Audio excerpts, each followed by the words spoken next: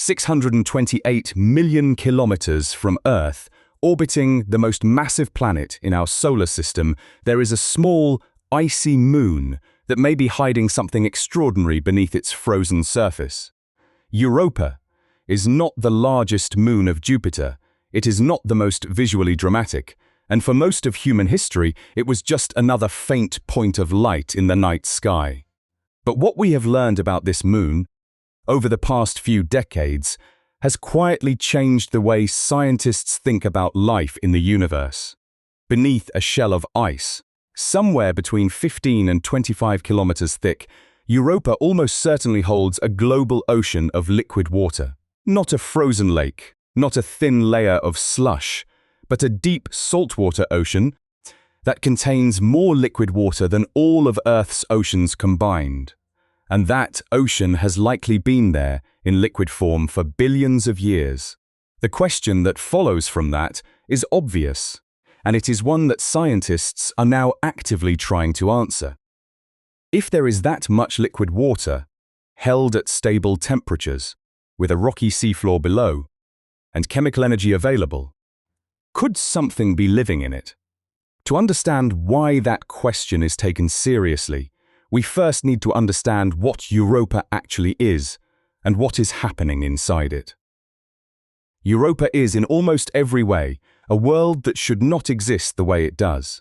It sits 628 million kilometers from the Sun, in a region of the solar system where temperatures drop to around -160 degrees Celsius at the equator and even colder toward the poles. At that distance, the Sun is not the warm, powerful star we experience here on Earth. From Europa, the Sun appears roughly 25 times smaller than it does from our sky, and it delivers only about 4% of the solar energy that reaches Earth's surface. By any simple calculation, a moon that far from its star should be frozen solid through and through, with no internal warmth, no geological activity, and no liquid water anywhere. And yet Europa is none of those things. What makes Europa so scientifically remarkable is precisely the gap between what it should be, based on its distance from the Sun, and what it actually is. The surface is indeed frozen. The ice is real, and the temperatures are genuinely brutal. But beneath that ice shell, something is keeping water in a liquid state at depth across an entire global ocean. And that something is not sunlight. It is not surface heat. It is gravity. Specifically, it is the gravity of Jupiter, the largest planet in the solar system, doing something to Europa's interior that most people would not immediately think of when they hear the word gravity. To understand how this works, it helps to start with Jupiter itself, because Jupiter is not just a backdrop in this story. Jupiter is the reason Europa exists the way it does, and it is the reason we care about Europa as much as we do. Jupiter is enormous, in a way that is genuinely difficult to grasp. Its mass is more than 300 times the mass of Earth, and more than twice the mass of all the other planets in the solar system combined. Its diameter is roughly 143,000 kilometers, which means that more than 1,300 Earths could fit inside it by volume. Jupiter's gravitational field is correspondingly powerful, and it reaches far out into the space around it, holding a system of at least 95 known moons in orbit, ranging from small, irregular captured asteroids to large, geologically complex worlds. Europa is one of 4 large moons that Galileo Galilei first observed in 1610, using one of the earliest telescopes ever pointed at the sky. Those 4 moons, now called the Galilean moons, are Io, Europa, Ganymede, and Callisto. They orbit Jupiter at different distances, and they are very different worlds from one another, despite all forming within the same system. Io, the innermost, is the most volcanically active body in the entire solar system. Ganymede, the third out, is the largest moon in the solar system, larger even than the planet Mercury. Callisto, the outermost of the 4, is an ancient, heavily cratered world that shows very little sign of internal activity. And Europa, the second of the four, sits between Io and Ganymede in an orbital position that turns out to be deeply significant. Europa orbits Jupiter at a distance of roughly 671,000 kilometers from the planet's center, completing one full orbit every 3.5 Earth days. That might sound straightforward, but the relationship between Europa's orbit and the orbits of its neighboring moons is anything but simple. Europa is locked into what astronomers call an orbital resonance with Io and Ganymede. For every one orbit that Ganymede completes around Jupiter, Europa completes exactly 2, and Io completes exactly 4. This 1-2-4 resonance is not a coincidence. It is gravitationally maintained, meaning the three moons continuously pull on each other in ways that keep their orbital periods in this precise ratio. And that locked resonance is the key to everything that makes Europa interesting. Because of this resonance, Europa cannot settle into a perfectly circular orbit around Jupiter. The gravitational tugs from Io and Ganymede, combined with Jupiter's own immense gravitational field, force Europa's orbit to remain slightly elliptical, slightly elongated. And that elliptical orbit has a consequence that is profound. As Europa moves around Jupiter, its distance from the planet is not constant. It gets slightly closer and then slightly farther over each 3.5-day orbit. And because Jupiter's gravitational pull is stronger when Europa is closer and weaker when Europa is farther away, the gravitational force that Jupiter exerts on Europa is constantly changing, slightly, over the course of each orbit. Now, here is where the physics becomes genuinely interesting. When you apply a changing gravitational force to a large, rocky, icy body, the body does not just shift its position, it flexes. The side of Europa facing Jupiter gets pulled slightly more than the center, and the center gets pulled slightly more than the far side. And this differential pull, known as a tidal force, physically stretches and squeezes Europa as it orbits. Every 3.5 days, Europa goes through a cycle of stretching and compressing, like a rubber ball being repeatedly squeezed in someone's hand. And just like squeezing a rubber ball generates a small amount of heat through internal friction, Europa's continuous tidal flexing generates heat within its interior. This process is called tidal heating, and on Europa it is not a small effect. Scientists estimate that tidal heating generates somewhere in the range of 10 to the power of 12 watts of power within Europa, continuously. To put that number in context, that is roughly equivalent to the combined output of several hundred nuclear power plants operating simultaneously inside a moon that is only about 3,100 kilometers in diameter. That is a significant amount of heat, and it is enough, when combined with the insulating properties of the ice shell above, to maintain a global layer of liquid water at depth. Despite the brutal temperatures at the surface, the ocean that results from this tidal heating is not a thin layer. Current estimates, based on models of Europa's interior and analysis of data from the Galileo spacecraft, suggest that Europa's subsurface ocean is somewhere between 60 and 150 kilometers deep. The most commonly cited figure is around 100 kilometers. For comparison, the average depth of Earth's oceans is about 3.7 kilometers, with the deepest point, the Mariana Trench, reaching about 11 kilometers. Europa's ocean, if the estimates are correct, is roughly 10 to 40 times deeper than Earth's deepest point, covering the entire moon, beneath an ice shell that is estimated to be between 15 and 25 kilometers thick. The total volume of liquid water in Europa's ocean is estimated to be between 2 and 3 times the total volume of liquid water in all of Earth's oceans combined. That is a staggering amount of water on a moon that most people have never heard of. Now, a reasonable question at this point is, How do we actually know any of this? Europa is 628 million kilometers away. We cannot drill into it. We cannot take a sample. We cannot even land on it yet. So what is the evidence that this ocean exists? And how confident are scientists that the picture I have just described is accurate? The answer comes from several independent lines of evidence, each pointing in the same direction, and each building on the others in a way that makes the overall conclusion quite robust. The first, and perhaps most important line of evidence, comes from the Galileo spacecraft, which NASA launched in 1989, and which spent 8 years orbiting Jupiter and making repeated flybys of its major moons between 1995 and 2003.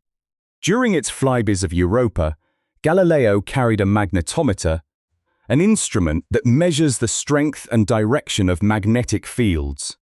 And what the magnetometer detected around Europa was unexpected and very telling. Jupiter has an enormously powerful magnetic field, one of the strongest of any planet in the solar system, and it rotates with Jupiter, sweeping through the space around the planet roughly every 10 hours. When this rotating magnetic field passes through a body like Europa, it induces secondary magnetic fields in any electrically conducting material within Europa. And Galileo detected exactly that, a secondary, induced magnetic field around Europa, one that changed in sync with Jupiter's rotating magnetic field.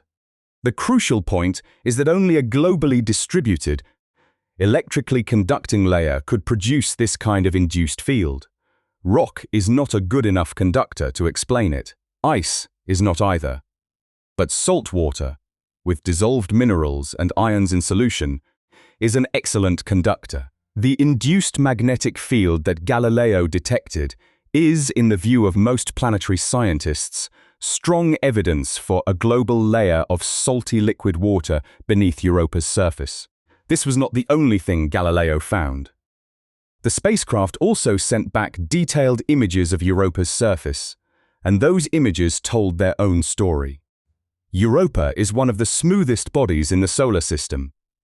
It has very few large impact craters, which tells scientists that its surface is geologically young, probably no more than 40 to 90 million years old, even though Europa itself is about 4.5 billion years old, the same age as the rest of the solar system.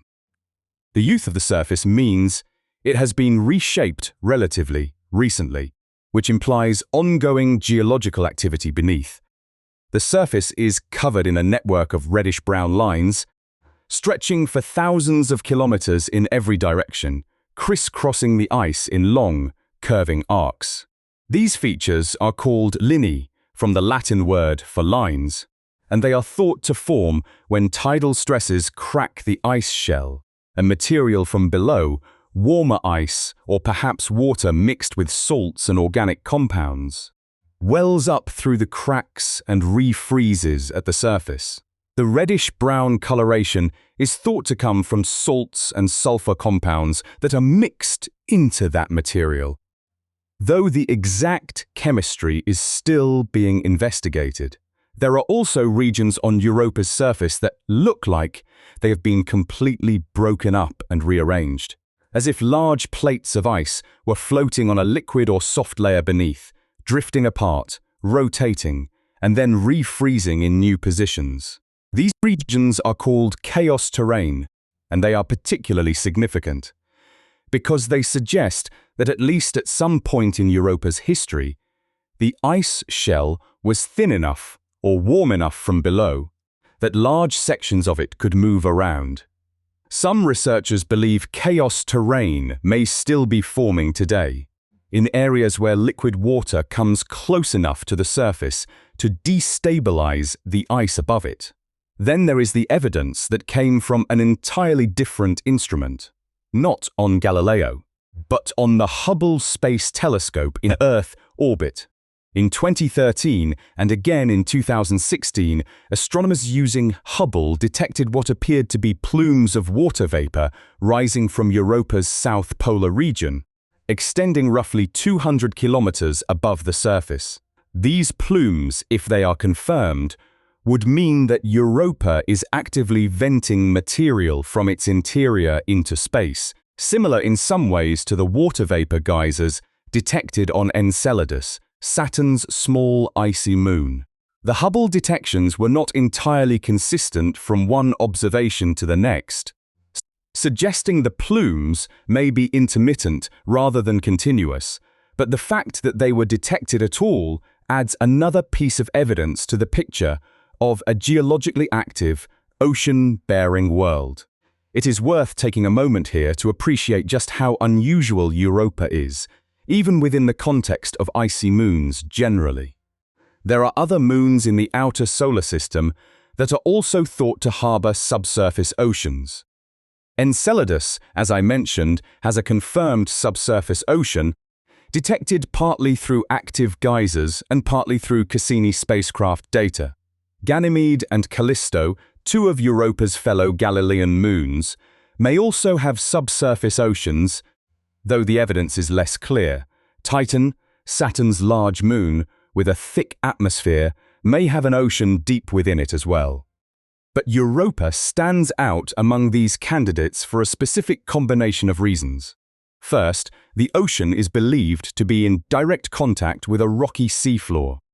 This is important because, on Earth, some of the most chemically rich environments we know of are found at the boundaries between liquid water and rock, particularly at hydrothermal vents on the ocean floor. Second, the tidal heating is ongoing and substantial, providing a continuous energy source.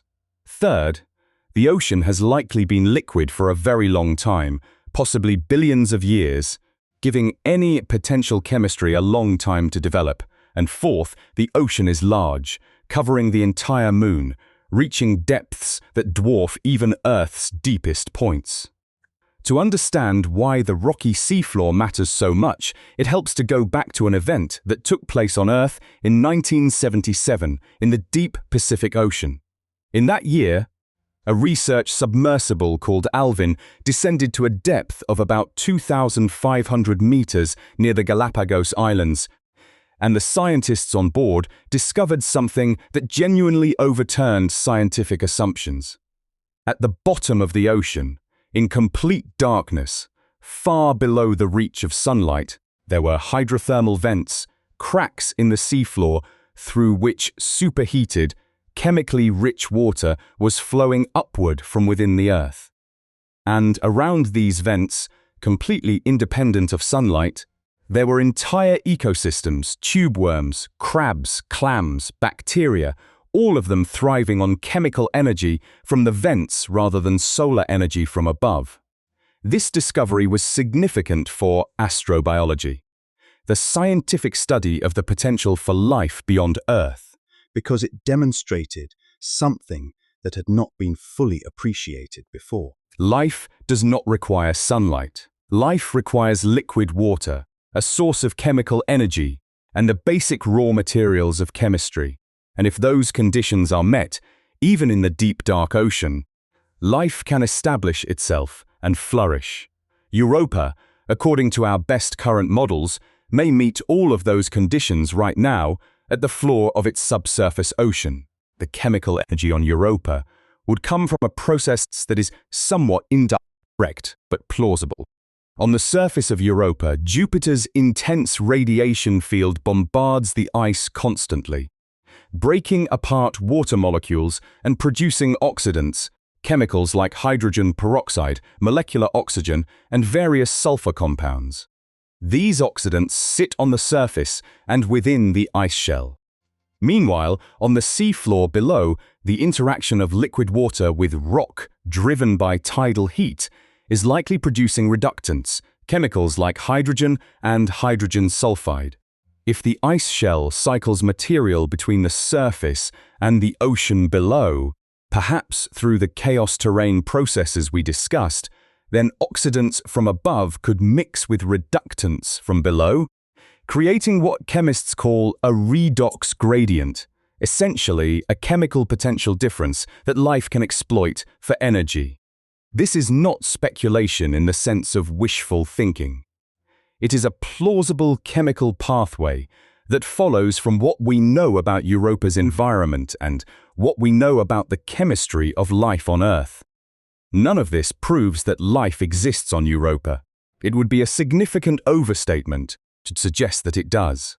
What the science tells us is that Europa has conditions that, on Earth, are associated with life. It has liquid water, it has a rocky seafloor, it has chemical energy, it has had these conditions for a long time, and it has the raw materials. That is a different and much more meaningful statement than simply saying Europa is icy and far away. The size of Europa helps to anchor this picture. Europa is 3,121 kilometers in diameter, which makes it slightly smaller than Earth's moon, which is 3,474 kilometers across. It is a real, substantial world, not a small pebble drifting through space. Its surface area is about 30 million square kilometers, roughly comparable to the continent of Africa. And beneath that surface, the ocean, if the estimates are correct, holds somewhere between 2 and 3 times the total volume of liquid water on Earth.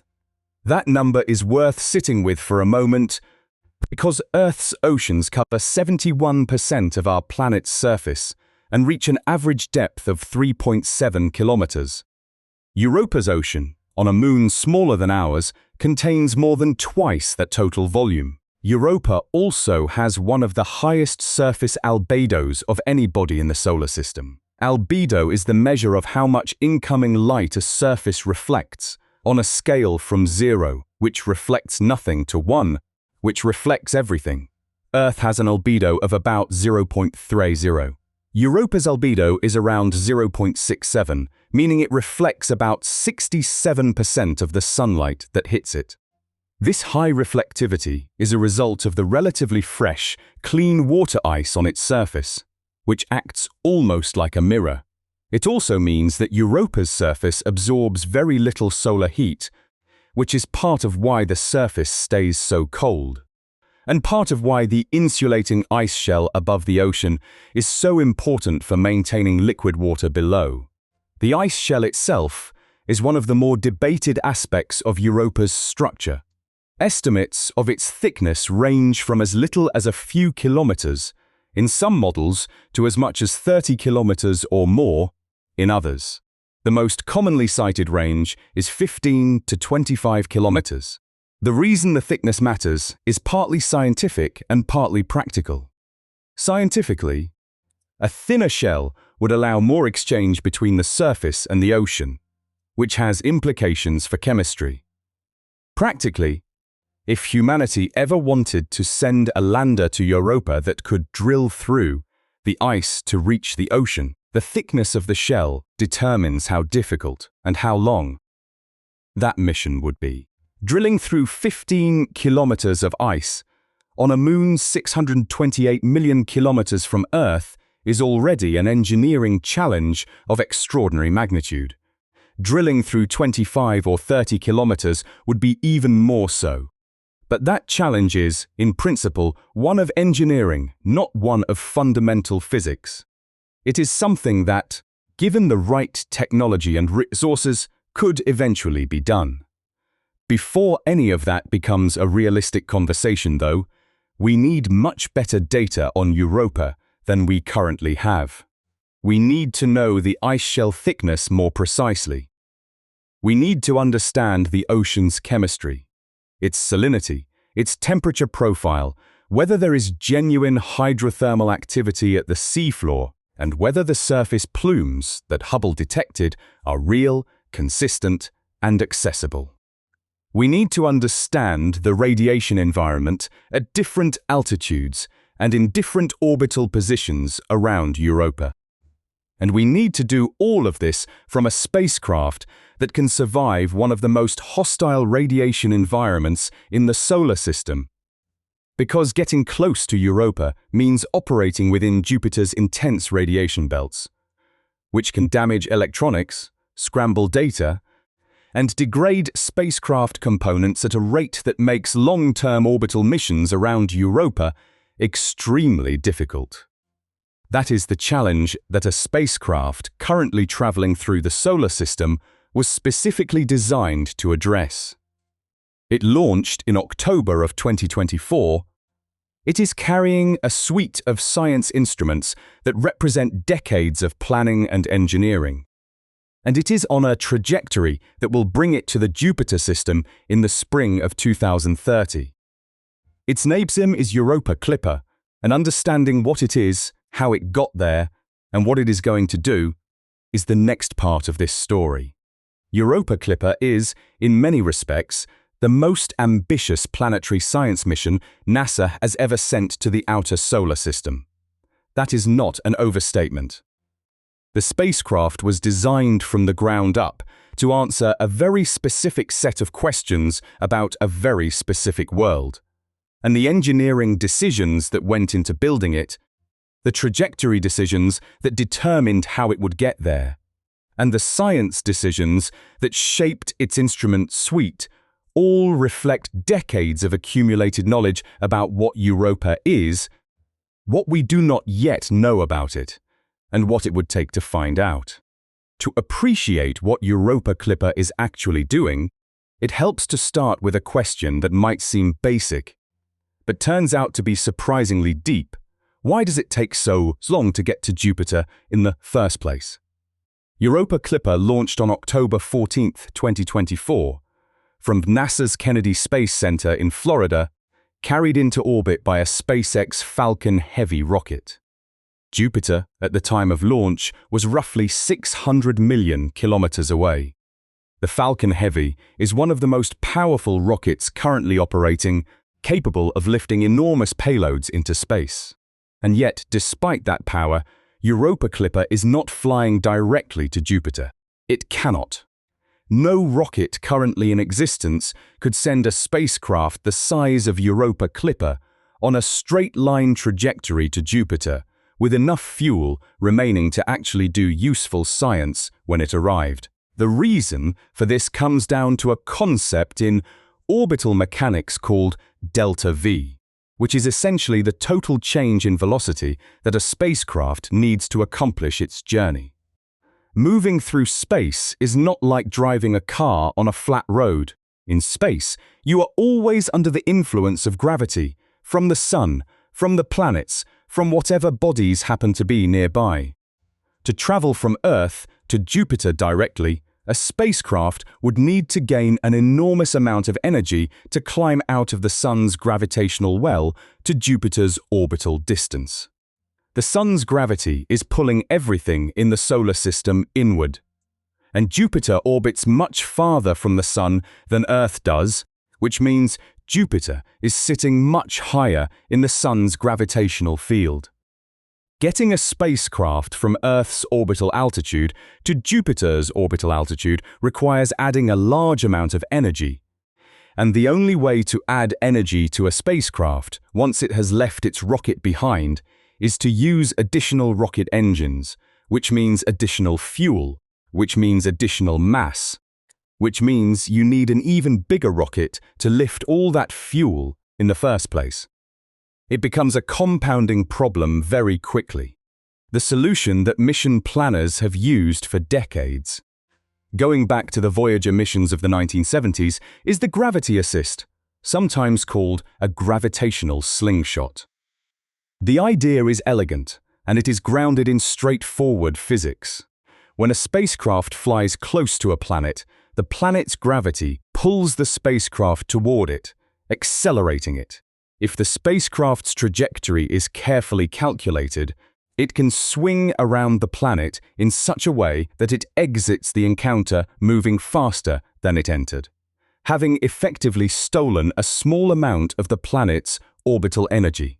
The planet loses an infinitesimally tiny fraction of its own orbital momentum, too small to measure in any practical sense, and the spacecraft gains a significant boost in speed, essentially for free, without burning any additional fuel.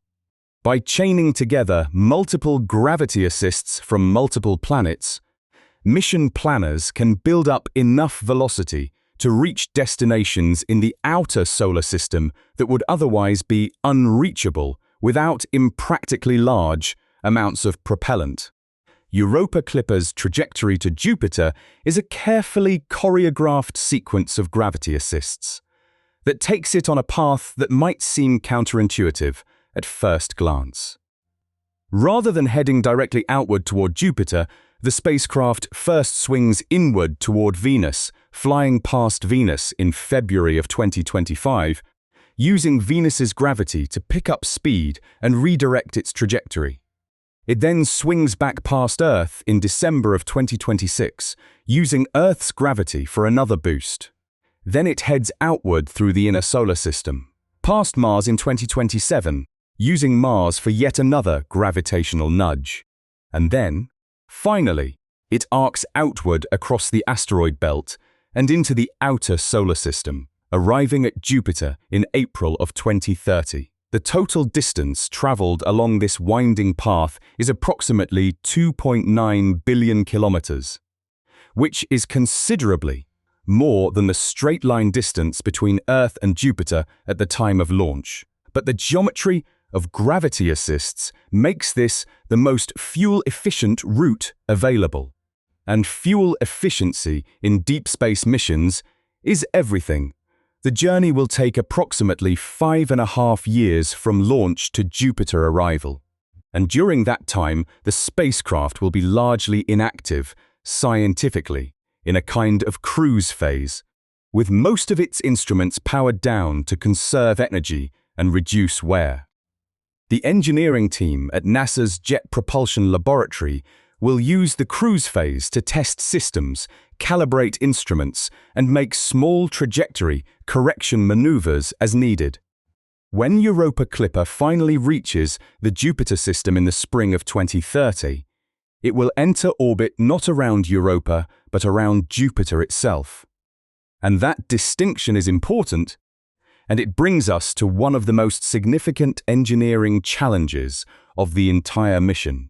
Jupiter's radiation environment is unlike anything else in the solar system, outside of the Sun itself. Jupiter has a magnetic field roughly 20,000 times stronger than Earth's, and that powerful magnetic field traps charged particles, primarily electrons and protons, in vast radiation belts surrounding the planet. These belts are similar in concept to Earth's Van Allen radiation belts, but on a scale that dwarfs anything we experience here. The radiation intensity within Jupiter's innermost radiation belts is so extreme that it would deliver a lethal radiation dose to an unprotected human being in a matter of minutes. Europa, unfortunately, orbits right within these radiation belts, which means that any spacecraft operating near Europa is continuously bombarded by high-energy particles that can damage electronics, corrupt data storage, and degrade solar panels and sensors over time. The radiation dose at Europa's surface is estimated at around 540 rem per day. A rem, or Roentgen equivalent man, is a unit used to measure biological radiation exposure, but it is also a useful way to gauge the intensity of a radiation environment. For context, a whole-body radiation dose of around 400 rem delivered quickly to a human being is enough to be lethal without medical treatment. Europa's surface receives that equivalent amount every single day. Over the course of a year in Europa orbit, a spacecraft would accumulate radiation exposure equivalent to tens of thousands of times the lethal human dose. Even radiation-hardened electronics have limits, and a spacecraft that stayed in Europa orbit for months or years would eventually be destroyed by the radiation, its circuits scrambled beyond repair. This is the fundamental reason why Europa Clipper does not orbit Europa. Instead, it orbits Jupiter at a distance that keeps it largely outside the most intense part of the radiation belts most of the time, and it makes rapid, targeted flybys of Europa, dipping close to the Moon for a relatively short period during each pass, collecting as much data as possible, and then pulling back out to a safer distance. The mission currently plans for 49 such flybys of Europa over the course of its primary science phase, with closest approach distances ranging from as little as 25 kilometers above the surface to as much as 2,700 kilometers, depending on what each flyby is designed to measure. The cumulative radiation dose that Europa Clipper will absorb over all 49 flybys and its time in Jupiter orbit is projected to be around 2.9 million rad, which is the total the spacecraft's systems are designed to withstand before performance begins to degrade significantly. To protect its sensitive electronics from even that managed level of radiation, Europa Clipper carries what engineers call a radiation vault. This is essentially a box made of aluminum alloy walls roughly 9 millimeters thick that encloses the spacecraft's most critical electronic components. The vault is designed to absorb and deflect the majority of the charged particles that would otherwise reach the electronics inside, reducing the radiation dose to those components by a factor of roughly 800 compared to what they would receive without shielding. The vault itself weighs about 150 kilograms, and it represents a significant engineering investment. But it is what makes the mission possible. Without it, Europa Clipper's electronics would be unusable long before it completed its planned science campaign. The spacecraft itself is large by deep space mission standards. Its body is roughly the size of a large SUV, but when its solar panels are fully deployed, the total span from one end to the other is about 30 meters, roughly the wingspan of a Boeing 737 commercial aircraft. Those solar panels are necessary because Europa is so far from the Sun that solar energy collection is much less efficient than it would be in the inner solar system. At Jupiter's distance, sunlight is about 25 times weaker than at Earth, so the panels need to be large to generate enough power to run the spacecraft's systems and instruments.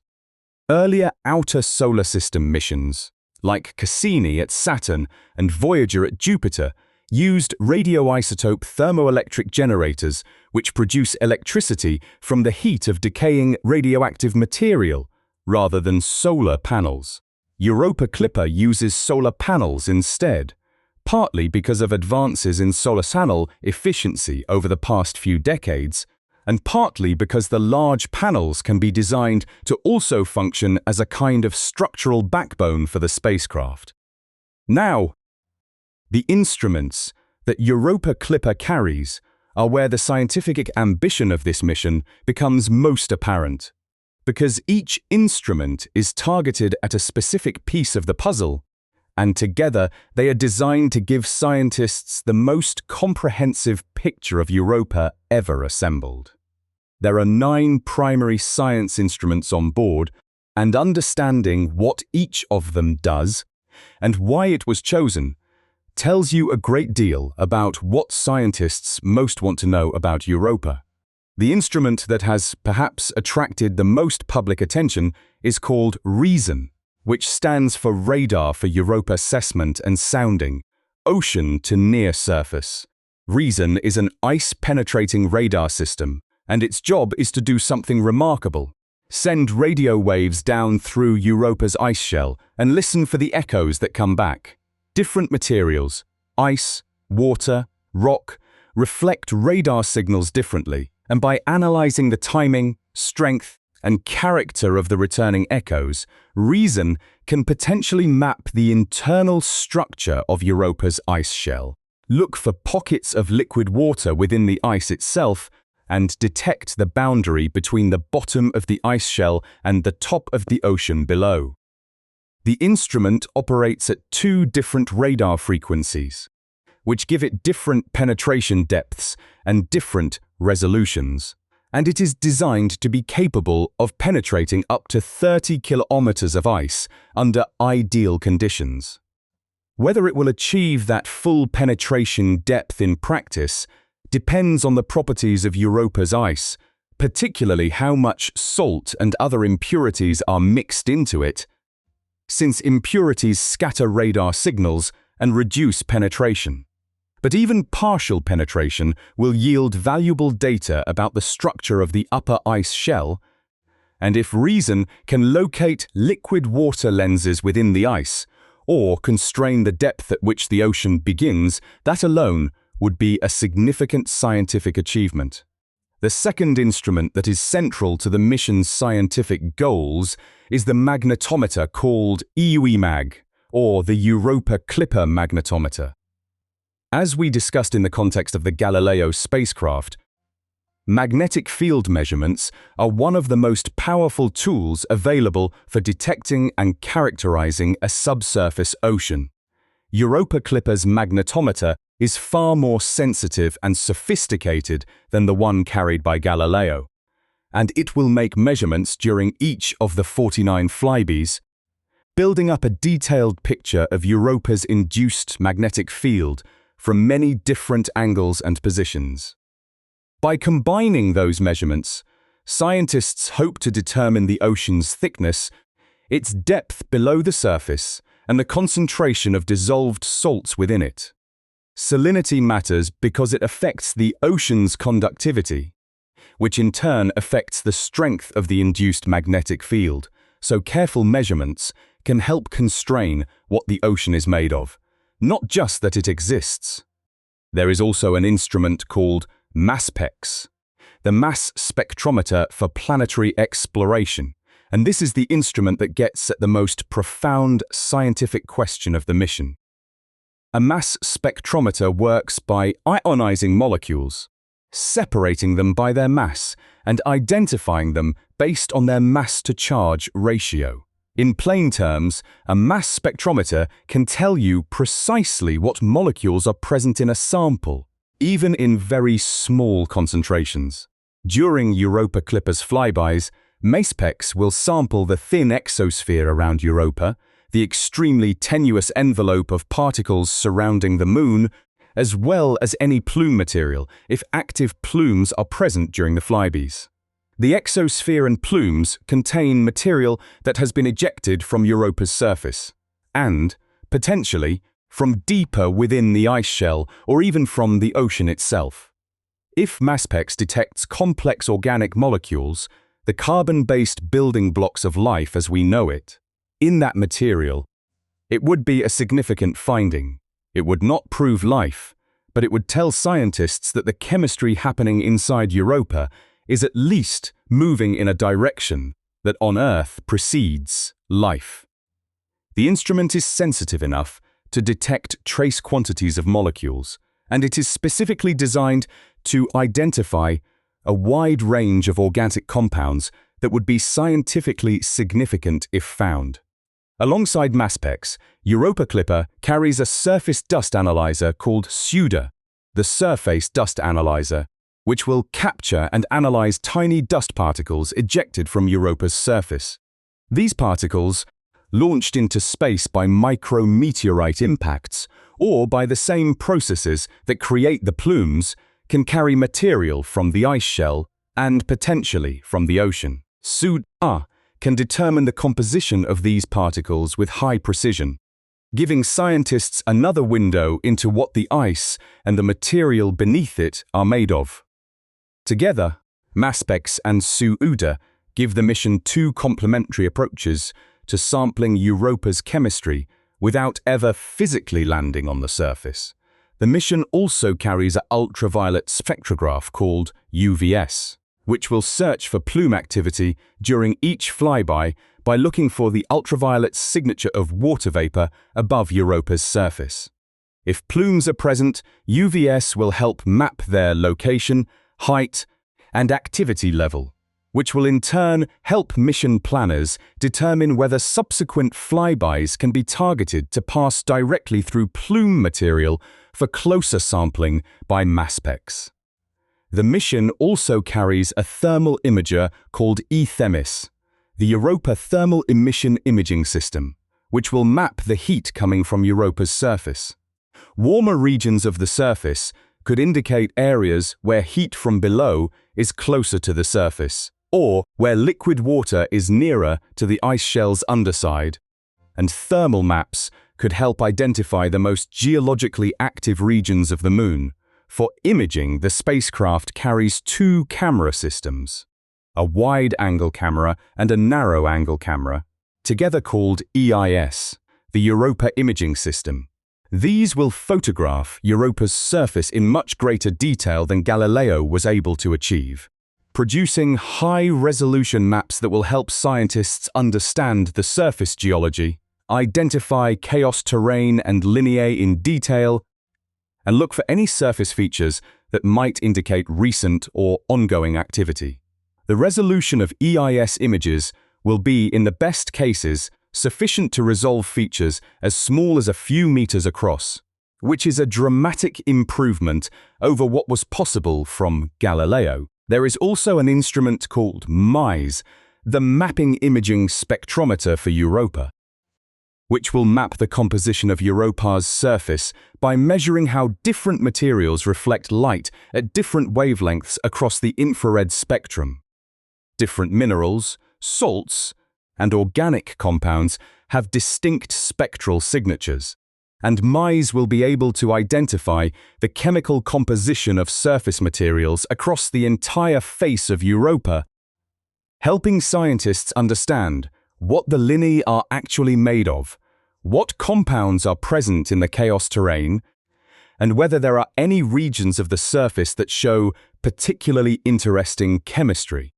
Finally, there is an instrument called PIMS, the Plasma Instrument for Magnetic Sounding, which will measure the plasma environment around Europa, essentially the charged particles in the space immediately surrounding the Moon. This matters for two reasons. First, the plasma environment affects how Jupiter's magnetic field interacts with Europa, so understanding the plasma is necessary for correctly interpreting the magnetometer data.